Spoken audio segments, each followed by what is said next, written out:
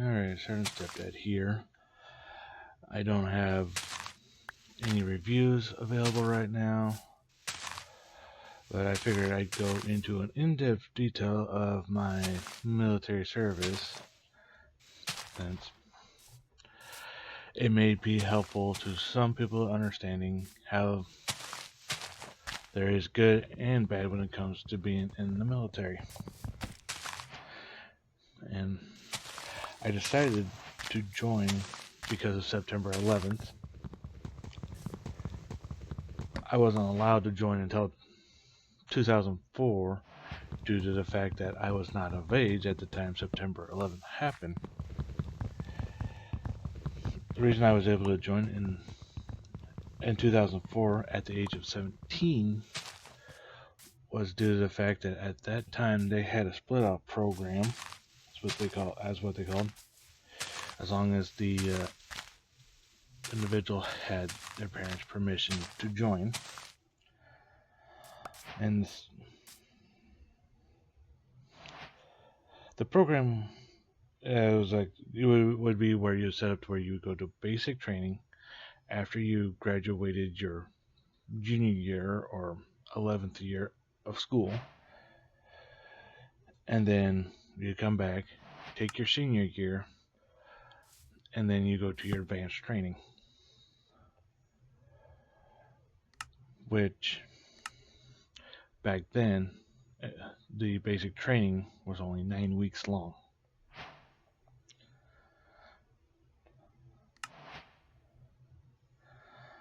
And I actually have parents that are divorced, and my parents were divorced at that time. My dad made the comment of if my mom wanted to sign, he would. And now, there's one thing I didn't do when it came to the ASVAB test, and that was actually study for it.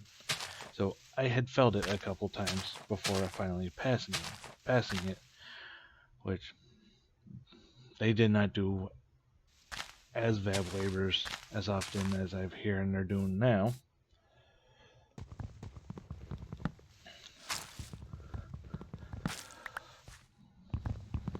So, but this whole time, while these failed things, the recruiter kept on making sure I'm still willing to join and all that, and would pick me up and take me to the location where the testing would be done and all that, and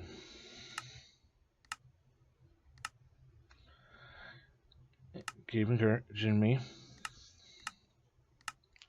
And then once I passed the ASVAB tab, then there was a whole process of fingerprints, verifying my identity, and making sure I was physically fit to serve, like a basic physical, but also checking your walk, making sure no hernias and no other physical abnormalities that would hinder you in service.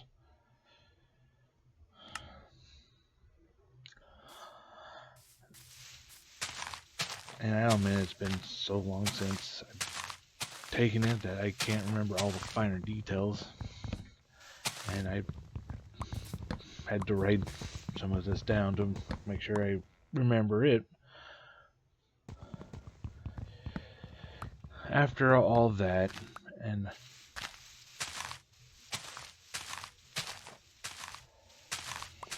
came time for selection of what I would be doing in the military. At that point in time, for some reason, they would only show me one job, which was explosive ordnance disposal. They did end up giving me a rundown of what it entailed, but I decided to think about it before I did something that dangerous.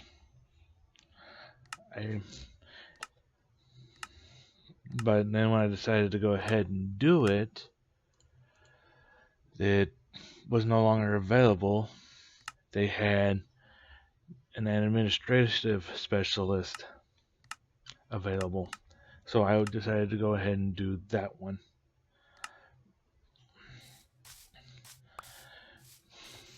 Which I will break down how that turned out later on. But then I had to wait till it was time for basic training before I could continue on. And at this point in time, I never was informed that I could actually go to the unit I was going to be stationed at to do my regular drill, like do some regular drills, like people are doing now. Recruiters do drop the ball sometimes when it comes to certain things.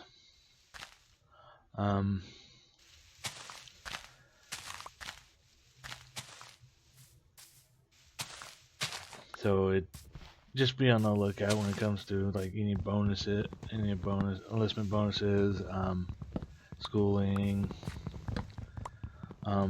even whether or not you're already going to be assigned to a unit before you even go to basic training. And next, I will be talking about my time at basic training.